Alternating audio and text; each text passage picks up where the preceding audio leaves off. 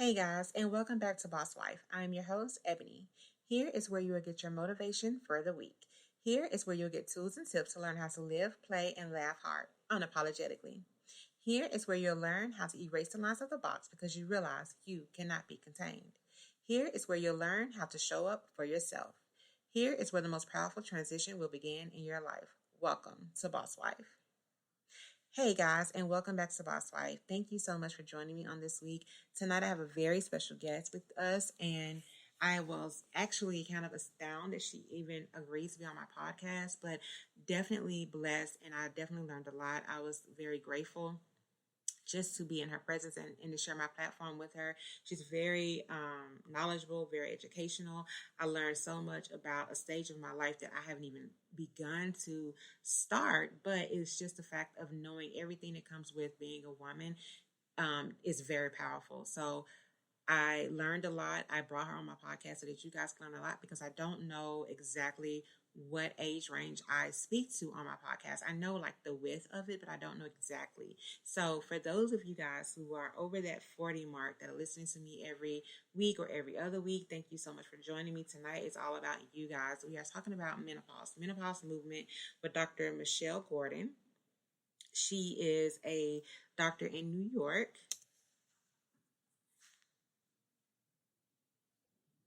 She is the founder of Menopause Movement, a community of women flourishing through menopause and life.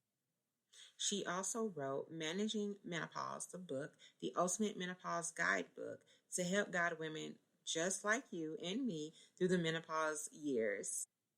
She also co-authored with chef Cassandra Katoa the Menopause Movement recipes. Dr. Michelle Gordon also had a TV show. She is the former host and executive producer of the reality docudrama Life Matters with Dr. Michelle Gordon that aired on FYI. 7 women address aging while enjoying the adventure of a lifetime in Spain, which is amazing to me. How awesome is that? She was also a board-certified general surgeon and founder of Gordon Surgical Group, a multi-specialty group practice in 2005, which serves the lower Hudson Valley of New York. I don't think she is still practicing as a surgeon, but you guys will hear a little bit more about that during the actual podcast. Also, what you guys are going to hear us talk about is how enthusiastic she is about living a healthy life and just living life, period. She's a fitness enthusiast, world traveler, and a healthy food advocate. Dr. Gordon believes in living your life to the fullest and agrees you should strive to move forward for a healthy, positive living lifestyle. I'm super excited to share this, guys, with you guys, and I hope you guys get a lot out of it. We talk a little bit about everything, not just about menopause. We talk a little bit about life. We talk about experiences. We talk about a lot. So on tonight, I definitely want you to make sure everybody is quiet. All the kids are put to bed. Everybody is asleep. You're at peace. You know, if you're studying, when you put this on, if you're cooking, if you're cleaning, you're making sure you're prepping for your day tomorrow. Just make sure that you tune in and you really get every nugget out of this. Now, tonight is that episode that I was sharing with you guys about my equipment was kind of messing up on me, which is the reason why we're going through this whole new transition and relaunching my podcast. But I definitely want you guys to kind of tune in, cut it up a little bit if you have to. Make sure there's no extra distractions going on tonight because I am very apologetic about, how my sound is. But I didn't want to throw this one away because it really hit home to me. And I know that it's really going to help a lot of people. And Dr. Gordon is so amazing, you guys. And I just hated it so bad that I had this little hiccup. But you know what? Life happens. And so we're definitely going to move on past it, right? But I'm going to give you what I got out of it. And I know you guys are going to get a lot out of it as well, but Dr. Gordon is amazing. You guys make sure that you look up her book, make sure you look up her podcast, just kind of dig into all the guests that I share with you guys, but definitely dig into this one because it's just not about menopause. It's about living a life that you are going to be excited to live. It's about living a life that you're going to have no regrets with, right? Because at some point in our lives, we all get to a point where we don't want to look back and say, I should have did this, I should have did that. I had the opportunity to do this and I didn't do it. You don't want those shoulda, coulda, woulda, right? So Dr. Gordon tells us how to revamp the way that we live. She tells us how to stop what you're doing, pause, and take a breath and realize if you're not living for you, then you're not living the best life that you can live. You have to live a full and very well balanced life. And so that's what she brings to us on tonight. So, you guys, I definitely hope you get a lot out of it. I hope you enjoy it and share it with somebody. Like, share, subscribe, and leave a comment. You guys, I always want to hear what you have to say. I always want to hear how you felt about the guest. And if you have suggestions about who I should bring on my show, or if you have suggestions about what I should talk about, definitely let me know. Okay, let's get started.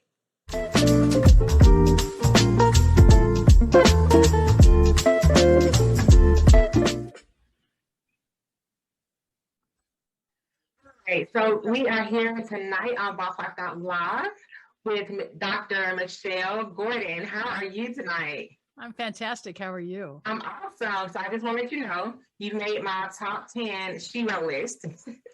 Because that's fantastic. Accomplishments in life, like you are so inspiring. When I was reading over your background and your history, and I was just like, oh my God. Like, so how was your life in Spain? How was that? How was what? Your life in Spain?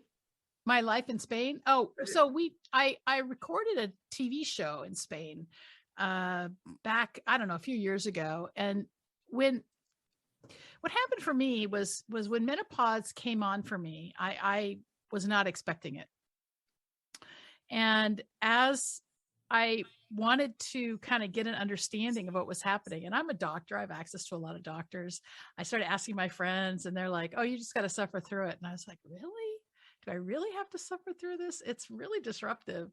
So I went to Dr. Google and I started looking, and I was like, wow, there's nothing like it, like there, and there's a lot more now because a lot more women are the past the boomers now. We're getting into Gen Xers now are becoming menopausal, and so they're complaining about it and whatnot.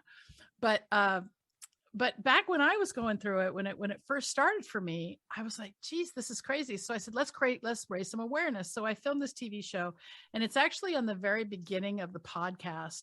It's, I think there's 8 or 9 episodes going from episode 3 and what we did was we just kind of took some bikes and did some hard things and talked about what it's like to kind of go through life as things start to change. Awesome. So yeah. when I was reading it, I was just like, oh my God, that is so interesting. So did you enjoy, so you recorded in Spain, right? We did, yeah. So how was it? How was the experience? So it was really great. This is way, way, way pre-pandemic. And so I got to ride my bike up we went to Majorca, which is one of the Balearic Islands off the coast of Spain. And I got to ride my bike up this it was like 10,000 feet of climbing. And it was hard. And I had trained for, several months, and I just did 20 minutes at a time. I would tell myself, okay, you can do this for 20 minutes. And then I'd stop. And it took me like an hour and a half to do it. And what was really great about riding that and doing that really tough hill or mountain, I guess, for me was that I can do anything that I set my mind to. And so that was the start of how am I going to pivot out of a job and a life I didn't like? How am I going to make my life more in alignment with how I wanted to live? Okay, awesome. So let's backtrack just a little bit, because for my listeners who haven't just yet hit menopause, sure, but we're getting towards the 40s, late 50s, what is your advice on the approach of menopause? So I think that the biggest problem with menopause, more than anything else, is the fact that it comes and we don't know it, because we know that puberty is coming. Right. And we know menopause is coming because, we know we're going to get to a point where we don't have to have periods anymore. And that's awesome. Right. But we don't get told that you can be crazy during it, and that the loss of estrogen and testosterone and progesterone makes you feel weird. It's like, your thoughts start to race. You can get moody. You can not sleep well. And those are the things that I think it's almost like how come we're not told that we're going to go through a second puberty? And I would posit that the reason it's not talked about is because it doesn't happen to men. Love it. We live in a man's world. And if something, if something like this happened to men, there would be, at least if nothing else, there would be a plan of action to talk about it. Kind of like the way we talk about how the bodies are going to change as we go through puberty. Right. You're right. That's absolutely true. Yeah. And for women, it's not, I think the baby boomers, like, because like growing up with my grandmother, we were very conservative anyway. And, that generation has kind of definitely faded off. Like, we're definitely not in a conservative generation anymore. But I think for a lot of women, then or now, it's like, it was just one of those things you kind of went through in silence, like you didn't really talk about it. You didn't really explore it. You didn't look it up. It was just, you deal with it, keep it going, So for my generation, for us, I think it was kind of more, or it is kind of more of a forbidden thing, like, oh my God, my life is going to be over, it's going to end for me. We got all of these uneducated expectations of menopause, right? And because it's just what we've heard, we haven't looked into it because we're not going through it yet. So how do we put to rest all of those ridiculous expectations of what we're really not facing? Because I think, I'm gonna say personally, when I think of menopause, I think of, I'm gonna gain weight, I'm gonna lose hair, I'm gonna be angry all the time. Like, that's my thinking of menopause. So how do we put those to rest and be more educated? Here's what I can tell you about menopause. You're going to stop having periods. You're going to gain chin hairs and a mustache. It's just, it's something that happens. And you might actually experience things like mood swings and loss of libido. And I mean, these are all very real things. Some brain fog, lack of sleep, racing thoughts, weight gain. Weight gain's a big one. And the reason why women in menopause gain weight is because the body's trying to hold on to estrogen, and the fat cells around the tummy actually have estrogen in them. There's more. And that's why you see women of a certain age who really have a hard time showing their abs because of that. But I would posit again that this is a time of reinvention. For those of us who have children, I don't know what the age of your audience is, but if you're in your mid 30s to early 40s, your children are growing up. You're starting to think about what life is going to be like without them. And what I like to do is talk to people who are in midlife and say, what did you put on the back burner, especially women? What did you put on the back burner so that your spouse could, have a good career? What did you put on the back burner so that you could make sure that your kids had the right things? Did you cart them around? Did you not go to college? So there's a lot of opportunity, I would say, in menopause for reinvention. And that's why I have the Launch Your Life podcast, so that we can, move on and start to take it as our time. It's funny that you mentioned children, because I was thinking, when you think about menopause, we don't, like I said, we don't sit down and talk about it. So when we have children, that's a sit down moment, right? When our girls go through, when they first get their menstrual cycle, that's a sit down moment, right? So how do we deal with sitting down and explaining to our family, this is another change that I'm getting ready to go through, and I'm gonna need patience, I'm gonna need care, I'm gonna need, attention or whatever, like, how do we approach that situation with our families? Yeah, that's a great question. I think that there's a couple of things. The first one is, not every woman who goes through menopause has a tough time of it. That's true. A lot of women do, but some don't. You might get like a lot of hot flashes, but nothing more. You might gain some weight, but nothing more. You might not even notice. You just might not have periods again. That's something else. But in terms of how to deal with it, it's so multifactorial.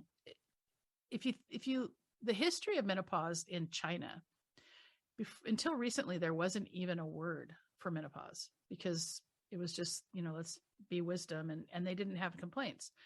And so because of that, we have to really look at how manufactured food is contributing to the lack of health that we have. And I truly believe, I mean, I have a program called the Mental Mastery Academy, and in it we spend 3 weeks just talking about food, because there are so many things that we're told are good for us that really don't support our hormones. And if you're going to eat at McDonald's every day, you're going to get a lot of problems. Just look at Super Size Me.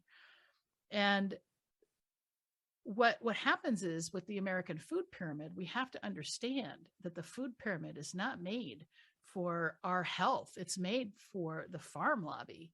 It's made for big corporations that want to move cheese and corn. It's, so I think we have to really start with, there's a couple things. We want to start with what we're choosing to put in our bodies. And then we have to also really look at how we're choosing to think, because we live our whole lives in our minds. And when we start to see that a lot of why we're feeling bad has to do with the ruminating thoughts that we have going, then it's like, how do we start to take some control of that and start to witness it and not identify with it? And that's what I teach. Can you repeat that last part? I heard you, but so I said, how do we start to identify the thoughts that are destructive and witness it instead of ruminating on it and believing that that's what we are? Wow. That was powerful. Yeah. Why don't you go a little bit deeper into that? So what is identity? What is identity? What are we? Right? So if you're religious, let's say you're Christian. Okay. A lot of people in America's like a lot of Christians in America. So let's just say you're a Christian and you believe that there's a higher power and that the way to get to God is through Christ. Awesome. That's great. Okay. You have this set of beliefs that this is the only way. But on top of that, you have this whole concept of sin, right? And when you look at religious history, and I'm not beating down on religion, I just want to say that. But when you look at religious history, especially the Catholic Church, what did they do? They put in place beliefs that they put on people to control them. Okay. So what did Jesus teach? Jesus taught that the kingdom of God is inside you, right? Right. Okay. But by Constantine, we got rid of the kingdom of God is inside you. We got rid of all the yogic practices, and we started just, going to a priest to get absolution. Okay. True. All right. So there's some history. Now, we've got this concept of sin, this concept that if I think I want to sleep with that man's wife, I am bad, right? Okay. Now, the other thing is, let's talk about what society puts on us from a very early age. Okay. In order to be beautiful, I have to be skinny. I have to have muscles. I have to, in America, you got to be white, right? Right. Okay. I mean, that's changing. Thank God that's starting to change. But if you think about it, I mean, I grew up in the 60s and 70s, and I grew up in small town Washington State. And my mom actually said that Black people were scary. Now, what the fuck? Sorry, can I swear? Is it okay to swear? I'm sorry. We're not live, are we? Okay. All right. So I had all these beliefs that were put on me as a child that I had to unlearn. And so when we start to look at, and this is where the thoughts come, this is how I'm getting the thoughts. So we start to look at all the programming we have, all the things we believe. This is good. This is bad. This is the way things are, always that way. And then we start to say, I need to be skinnier. I for many years, I looked in the mirror and said, I hate you because you're too fat. Now, how motivating is it going to be for me to eat right and exercise if the voice in my head says you suck all the time? All right. So that's really, I think, very, very key to creating a happy mind, is to realize that at the end of the day, we don't have to identify with those thoughts. We don't have to let those thoughts control us. but it takes practice, and it's really helpful to have somebody to guide you through it. True. And that's absolutely correct. I love the when you said it. So I definitely wanted you to explain it and break it down, because that my podcast is about, building confidence, knowing who you are, not accepting everybody else's identity of who they want you to be. So I loved it. I love that. I love everything you just said. In identifying who you are, going through, a different stage of your life, a new stage of your life, how do we get back to being confident in going through a stage that we're unfamiliar with? Yeah. So I think that to be confident, we have to know, we have to really believe in ourselves. And what can happen as life happens, right? As we have a series of maybe setbacks or failures, is we start to create this identity around, I have to be perfect at this, and failure is bad. And so what I like to say is that there is no child who is born walking or speaking, right? And for some reason, something happens to us as adults. We just create these, I think about like a sumo wrestler or a bubble, of these negative thoughts and these beliefs that just get showered on us. And so then we have this big area of I don't know, anger or resentment or belief or whatever, that we can't take risks. We can't do that.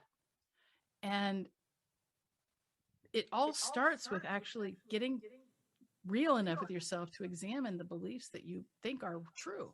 Because at the end of the day, nothing is real except for maybe gravity. Everything else is truly a belief. And, it may be true to you that the only way to get to God is through Jesus, but that's not true to a Buddhist. That's true. Right. Right. And so, we have to look at truth as relative. And if that's true, then that means I can change it. I don't have to stay stuck in those beliefs that I learned as a child. And that, I think, is really, really freeing. Super freeing, because I can change anything. And I did. I mean, I went to medical school. I went to surgery school. I was a surgeon. I graduated from medical school in 2000. I did 5 years of residency. And until 2020, I worked as a surgeon. And somewhere around 2010, I realized I hated it. I just freaking hated it. I'm like, why am I doing this job that I hate? Right. And it wasn't so much I hated the people, because I love the people, but the way that medicine is set up in America is not really conducive to somebody who's an entrepreneur in the city, because well, that's not true. Let me take that back. Surgery is hard for an entrepreneur because you need a facility. It's not like I could just, I suppose I could just do, derm stuff or whatever.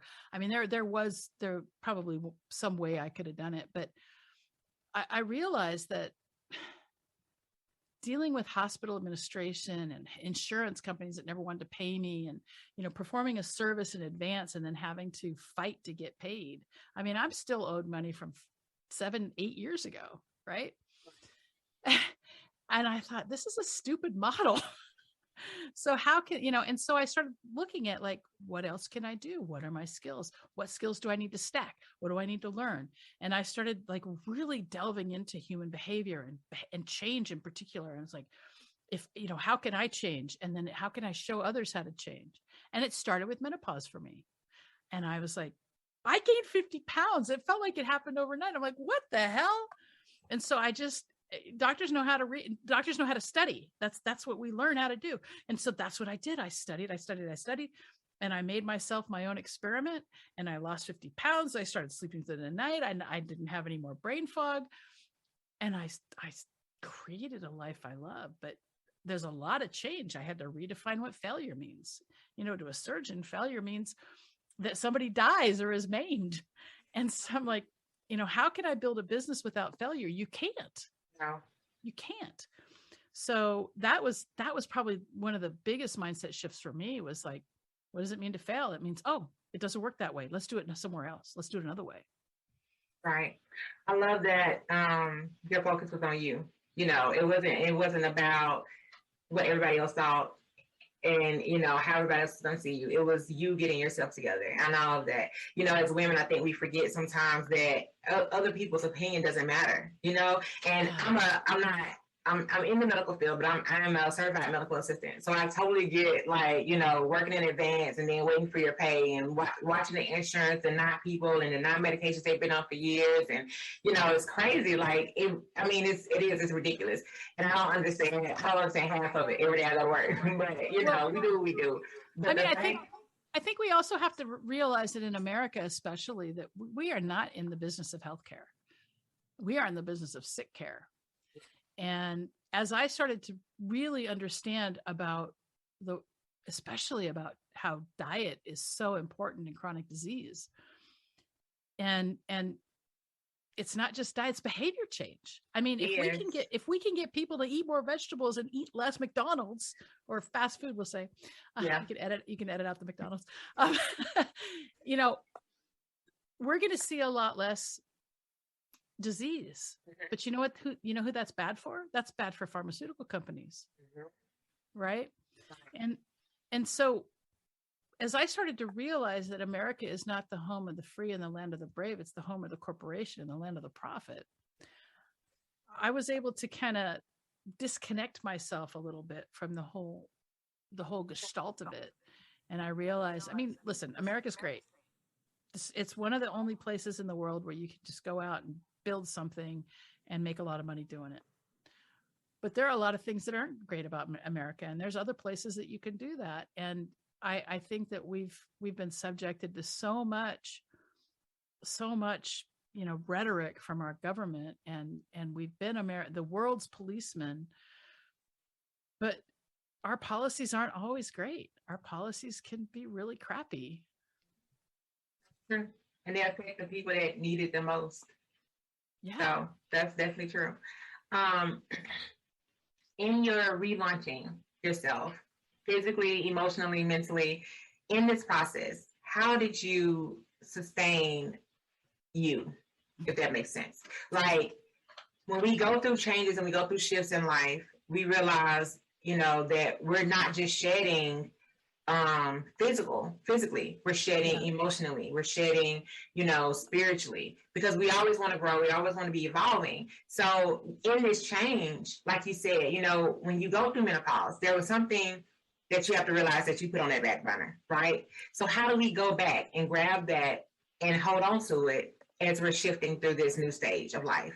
Yeah, the only way to create lasting change is to become somebody different. I'll say that again. Yes. The only way to create lasting change is to become someone different. And what I mean by that is, in the world, in the universe, actually, you get who you're being. You don't get what you think about. You do to an extent, but the problem with The Secret, say, if you want to talk about manifesting, is that if what we want and who we're being are not in alignment, or they're not congruent, then we'll never get them, because we have to be able to believe that we can get to where we want to go. And so for me, it was really important that as I left surgery, I had a strong vision. I also had a lot of money. It wasn't easy. I did put away, I made a lot of money, and I put it away, and I'm using it because I'm still building. Right. And that's okay. So I don't recommend, I'm not advocating, if you need the money from your job, to quit. Don't do that. Right. Definitely don't do that. Yeah. But you can always build something, after, like you're doing, after work, and, and then kind of bring it up. But, I saw such a gap in the menopause world that I was like, geez, let's help these women. And so, I have a program, it's called the Mental Mastery Academy. And basically it's about, what's happening hormonally, how to eat, how to move, and especially how to think. And at the end of the day, every behavior change comes from a change in identity. And so while I'm happy to show you like what's happening in your body and the best way to eat and the best way to move if you want to lose weight, at the end of the day, I really want to help you get happy in your brain, because you can't really get anywhere until that happens, until you That's get true. congruent with who you think you are and who you want to be. And the only way you can have the things that you want to have in your life is to be that person who can get them. And so we got to start from who we're being. Right. So how do you connect that with women who are in menopause at this moment? How So are women? yeah. So well, the women who are attracted to what I teach are women who want change. And for the most part, I tend to attract high achievers.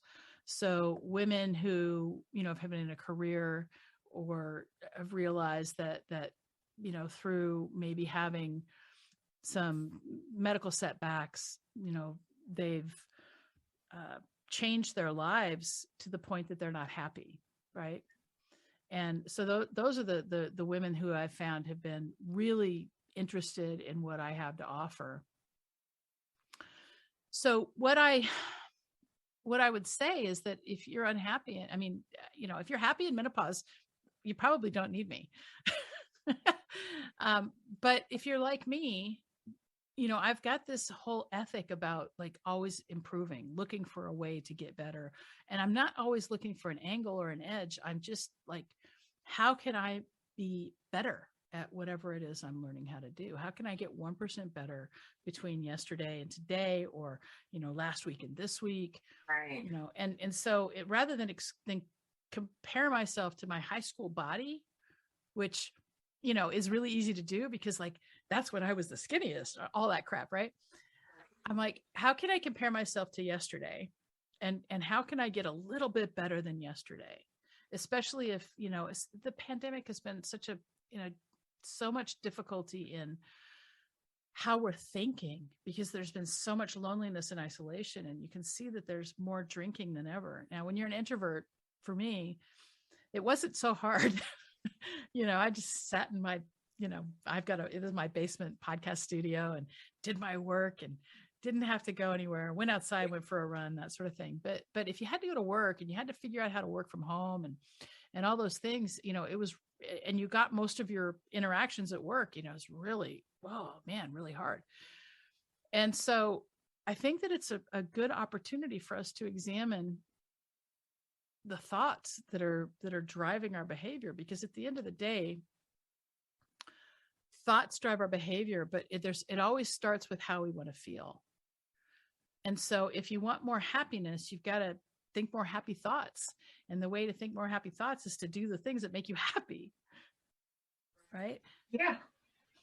So when we're thinking about what makes us happy and we're trying to achieve these things, can you give us a few steps on like what would you consider a great step to take towards being happy? So, I mean, I think one of the best ways to start to examine happiness is to connect with your breath. Wow. Seriously, just sitting for, even if it's just 2 minutes, paying attention to your breathing, stopping everything else.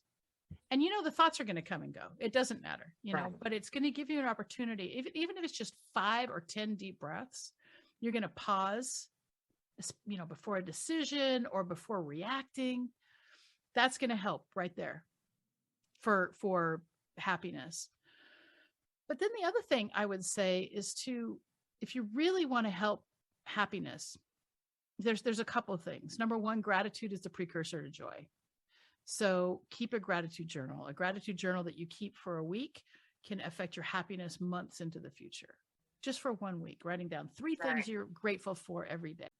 And it stacks and stacks and stacks and stacks and stacks. And so to live in a place of appreciation and gratitude will always give you more happiness, because you're always looking for the good. And then another thing is to just be in nature. And there's research about being out with the trees and how if you just spend 20 minutes a week in a forest, maybe there's a park near you, if you're in New York City, just going to Central Park and taking a walk can improve your happiness. And so those are probably 3 tips that you could get started with right away. But the other thing I would say is to just really pay attention. give yourself a cue, like when you're feeling happy, maybe write it down and get an idea of the things you're doing that are leading to that feeling of happiness. Because once you be, awareness is the first step to anything, any sort of change. It's got to start with awareness. That's true. Yeah. Oh, it's funny that you mentioned that about nature. I worked in cardiology for 6 years, and so we had Coumadin patients, and one patient told me he told me about the study that he found, and he said, he wanted to come off of his Coumadin medication because all he had to do was go walk on the grass, and I was like, dude, he was learning how to ground himself. Yeah, and I was like, dude, that's not true. Like, don't come off of your cook. Like, we need you to take this medicine, right? Like, I don't need you to die because you're one of the Yeah. We need the blood to be the way it should be. So, but no, it was real. Like, I looked it up. It is, I don't know, it's like vitamin G or vitamin G, like vitamin ground or something like that. But it's like a real thing. And when I looked it up, and I was like, okay, whatever. But they said it's proven, like, for people. And I don't know if it was just like a health thing, period. Well, we say it's proven. Because, yeah, I mean, I'm not familiar with that study, but I am familiar with studies about how a placebo can, work just like a real operation.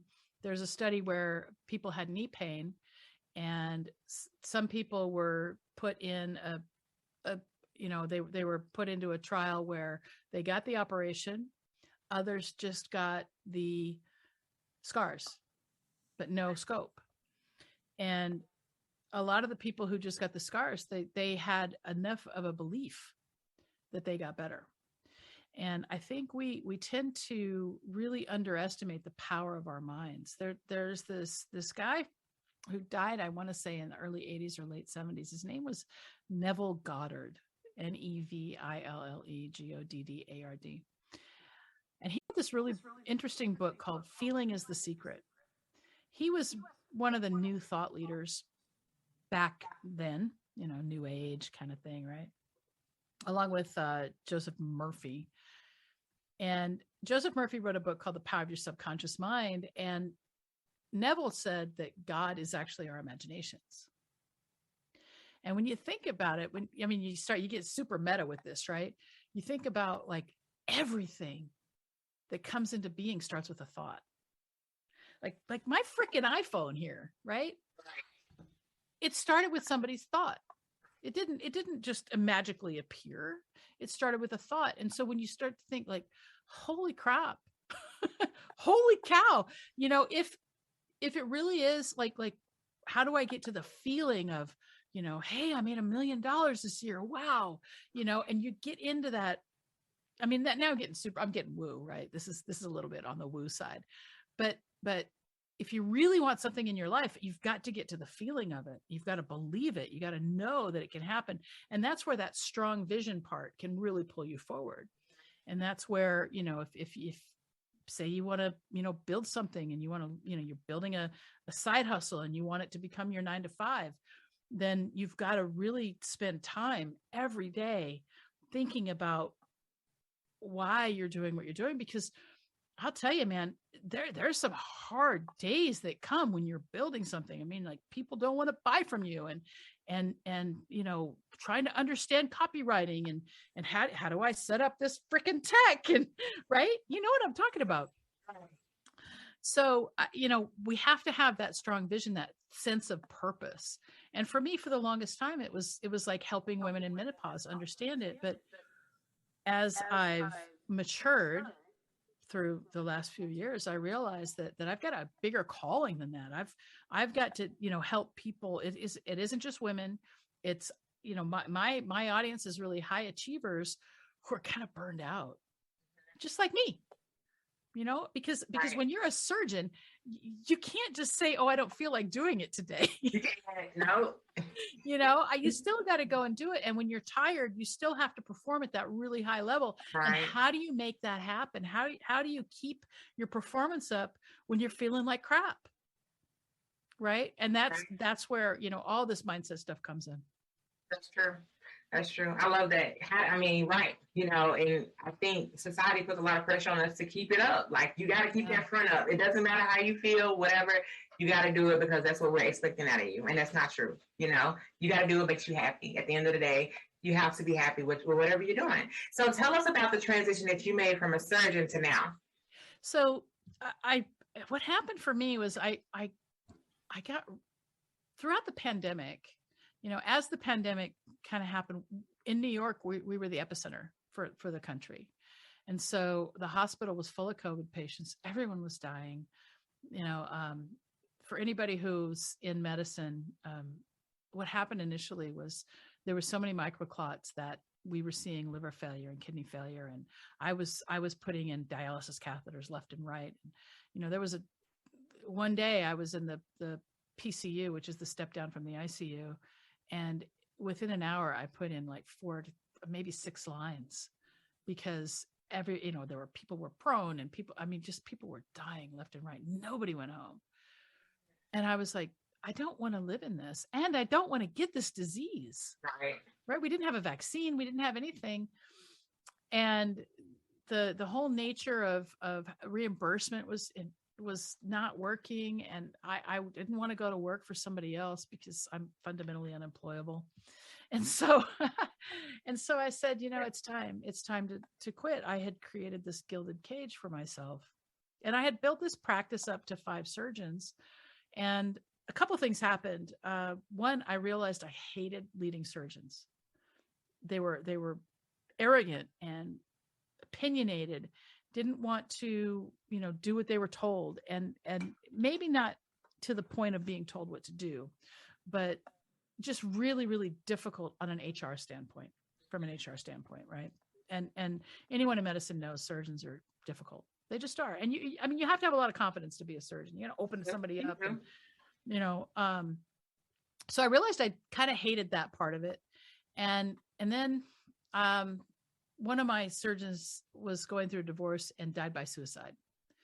And that was just before the pandemic in November of 2019. And I realized that, and he didn't work himself to death. It wasn't a work-related thing. It was a really, really contentious divorce. And I realized that life was too short to do something I hated doing. And so I started making a plan to get out. And I let some people go. I wound down my practice. And by July of 2020, I was out of it. And it was over. And I said, well, I got to do something. And so I had started this menopause thing, but I said, let me see, you know, where it goes. And I've had a lot of failure. I'm not going to lie. It's been really hard. Building a business is not easy. If it were easy, like all the gurus say, everyone would be successful, and they wouldn't, you know, they wouldn't have, you know, as difficult a time as they do. It's hard. I've hired a bunch of consultants, and not one of them worked out. The only person who cares about my business is me. I mean, you as a business owner, you have to be really selfish that way. Nobody's going to care about your business as much as you do. That's true. I've learned that this year too. And you know, you can hire all the people and you can create a great culture, but no one's going to care. They're leaving at 5, you know, and you're going to be stuck paying the bill.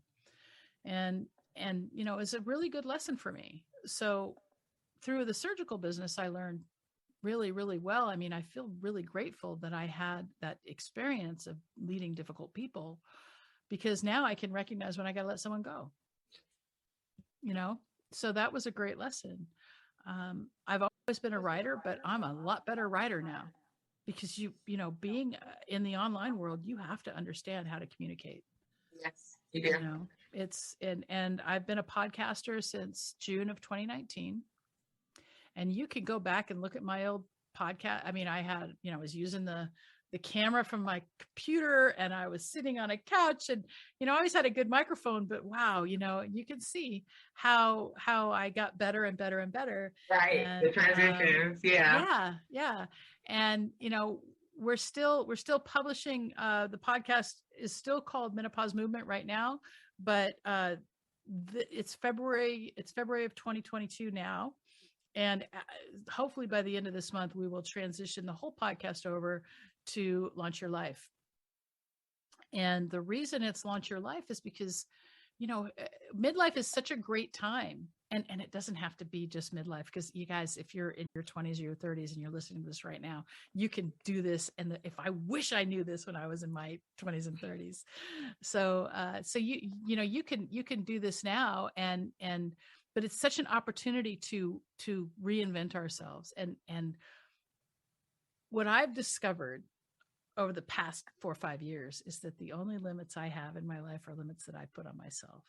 And when you can get to that, because like my business won't grow unless I grow myself, and that's very different from being a surgeon and being able to, cure people who are broken and they just come to you. And so it's a very different business model now. It is. So are you, tell us a little bit about your book, because I was kind of fascinated about that, because I was like, looking at everything that you do, and like you said, since you're a surgeon, and I knew, I was like, okay, so that's where the research came from. Like I knew, because that's what doctors do, right? So tell us a little bit about your book, because I was really excited to see it, because I remember when my mom started going through menopause. I was asking older women that I knew, hey, what do you do? What do you take? What are you eating? My mom's having problems, keeping her weight at a certain weight, because she's always been small. So it's like I'm searching around asking people for things, and when I was looking at your page and everything about you, and I was like, wow, like she got this down to a science. Well, you think that, but it's there's still, there's always the facade is there, it's not necessarily a science. I mean, I can't say that. I'm working on it. But so I've got 2 books. I've got a cookbook that I wrote with a chef, right, and we have a product at the Menopause Movement called the Menopause Movement 28-Day Menopause Challenge.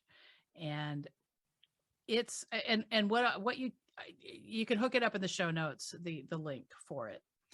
It's $197 and it's 28 days. It's weekly coaching with one of our coaches, one-on-one coaching, like session. So you really can meet your goals, get a really good head start, and only one habit a week. So we don't want to change too much at once. Right. So we go through all of this and get you a really good head start if you want to lose weight. But on top of that, we give you a sleep course, because women in menopause have trouble sleeping. So let's fix our sleep. And then we give you the cookbook. I'm getting back to the cookbook. So we give you the cookbook, a 28-day meal plan, a recipe guide, and how to use a knife from a chef, from the co-author. And that's all for $197. It's a really great deal. And I feel very, very proud of this product. And I wrote the cookbook because women in menopause need to know how to eat to support their hormones. And the cookbook is really, obviously I didn't write the recipes. The chef wrote the recipes. And I wrote, a lot of the copy inside of it. But what I found was that I couldn't eat the same way. If I was eating the same old way I had been eating, I was just gaining weight. And, I think at one point I got up to a size 20, and I was like, this isn't, I was always like an 8-10. And then, I got, so I was, and I got into the shame spiral, right? I got myself into a thought prison. And so what happened was, as I'm in this thought prison, I'm like not taking any action because I'm stuck. I'm like, I want to do this. And that's the whole thing about change, is that we think about change a lot more than we actually change. And we spend a lot of time thinking about change. And so my goal is to help people stop thinking and start to take action. And if the action is only like the smallest thing to get you moving, but, because action's going to bring you forward. So that's one book, the cookbook. And I wanted to give women the ability to just like go and take the cookbook and get started with it. The cookbook's only available on our website. It's not available on Amazon. And then I also have a book called the Ultimate Menopause Guidebook, which we're redoing right now. It's going to be filled with more kind of memoir type stories.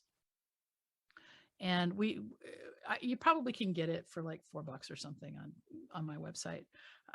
But we're going to make it a lot better, and that it's a lot more, we're making it a lot more personal. So we're redoing that. And I've got another book in the works, which is a memoir.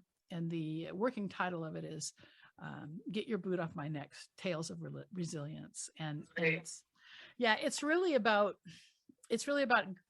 all of the trauma that I had growing up. I had a lot of, abuse as a child. And then I had, I got married, I had a kid, even though I'm gay, I didn't accept myself. So I had all these things happen, but my son actually had cancer.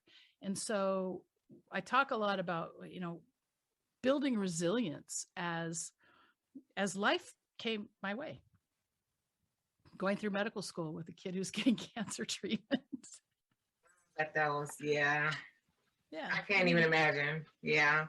So, and like I said, you're my top 10 Shiro list. Oh, I appreciate that. You're welcome.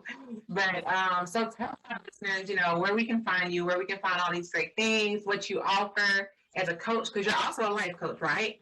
Yeah, well, I have so what I'm doing now is I'm actually in beta with a program called Launch Your Life. It's a Launch Your Life coaching program, and it's cohort based. It's 8 weeks, and we meet. There's a little lesson, and then there's a time where we all meet. There's homework. I mean, it's intensive, but it's life changing. It's really amazing stuff. And if you want to know more about that, follow me on LinkedIn. I'm Dr. Michelle Gordon on LinkedIn. I post every day on LinkedIn at 8:30 a.m. And you can always go to menopausemovement.com and take our slimming quiz and get our 28-day Menopause challenge. I'm kind of in transition right now. Right. I'm still doing menopause, but I'm thinking the universe is probably moving me more towards the life coaching kind of, let's change our behavior and create a life we love and really understand, humans don't come with an instruction manual. We're not taught how to handle our emotions. A lot of times we think that, when we're children, we can throw a tantrum, and then as we grow up into adulthood, we don't learn how to manage that part of ourselves. And so I'm feeling really good about helping people understand that part of their lives. Well, Dr. Gordon, thank you so much for everything. This has been amazing. This has been awesome. I knew this experience was going to be awesome. So I was really excited. I was like, oh my God, I get to talk to her. So thank you so much for being on Boss Life Live. I know I have grown. I know my listeners have grown. And, just, for a quick second, what can you inspire? How can you inspire this woman that is in the midst of menopause and trying to redefine who she is and relaunch herself? Yeah. So I would say that you're not stuck. You can change anything. That would be my big inspiration, is that the only limits that you have are limits that you place on yourself. And when you start to realize that, there is the whole world of opportunity opens up to you. All right. Well, thank you so much for joining us tonight on Boss Life Live. You guys, I will post her links in the notes below. Make sure you go and figure out how to get what she has, because it is awesome. So thank you so much, you guys. Thank you for logging in with us tonight. And you know where to find me. Anywhere you're listening to music, anywhere you watch TV, I am there on all platforms. I love you guys, and I will talk to you guys next Tuesday. Thanks for having me. You're welcome.